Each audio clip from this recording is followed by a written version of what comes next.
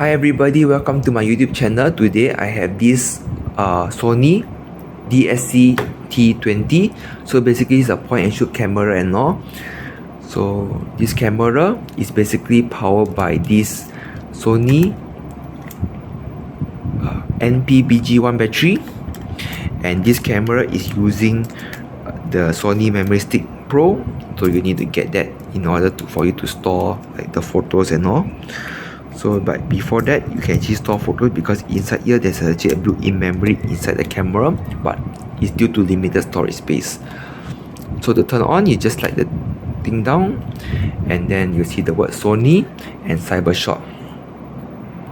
So yep, just have to wait for it. So this camera is in English menu. So I just should run with you through the display. Over here is to show you the battery strength, 5 megapixel, at program mode, internal built-in memory, anti-handshake on.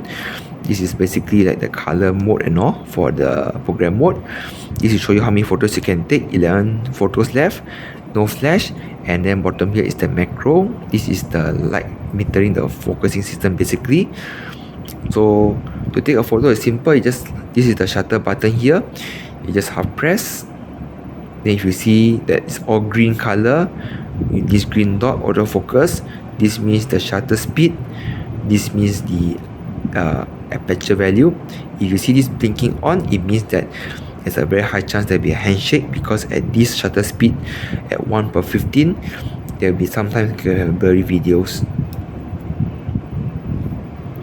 So yep, that's all about it.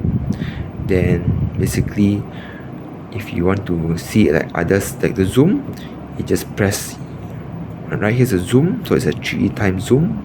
You can go digital to up to 6 times. Then if you press the right button, here is for the flash, auto or flash plus. That means more brighter flash, no flash, auto flash, and all these things. Yep, it's auto flash and all. Then you press the left is for the macro, enable or disable, or super macro. Then if you don't like the display here, you can press off. For histogram, I can press off all the display, up to you. Then you press down is for the self timer, 10 seconds, 2 seconds, and off. So where to adjust the mode for the camera, just press home. Then over here we can adjust around the auto adjustment with the auto mode, scenery recognition, program auto, and movie as well. Then if you press the right button, is to review back your image in single image, index view, or slideshow. This is the printing order. This is the memory card. If you format memory cards will be here. This is the baggage, is where you can adjust like the shooting settings, the language, everything is all through here. So if you don't need to do any setting, just hard press, you can go back to the normal menu. So if you press the menu button here, this is where you can adjust the image size. So just to let you know that this is an 8 megapixel camera, but I'm running at 5 megapixel just to demonstrate.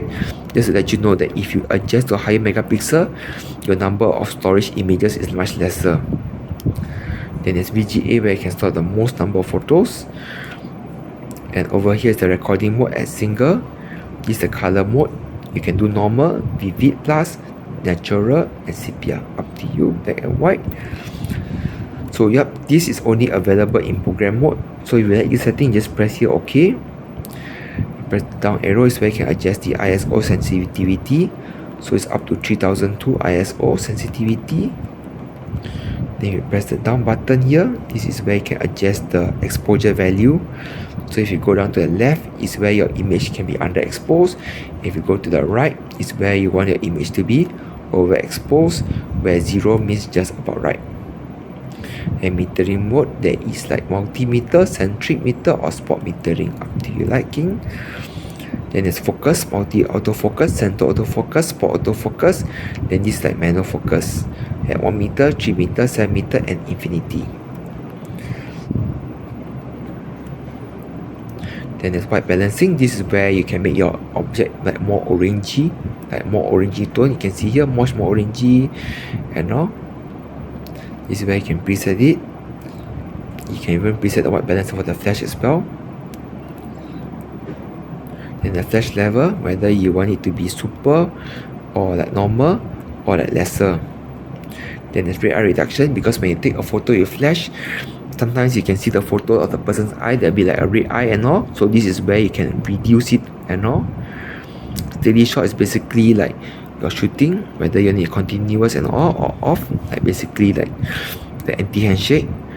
And this, you press the setup, you press the center button here to enter the setup. So this is for the camera setup, where you can do adjust around like the auto orientation and all these things. You can adjust the grid line, the autofocus mode.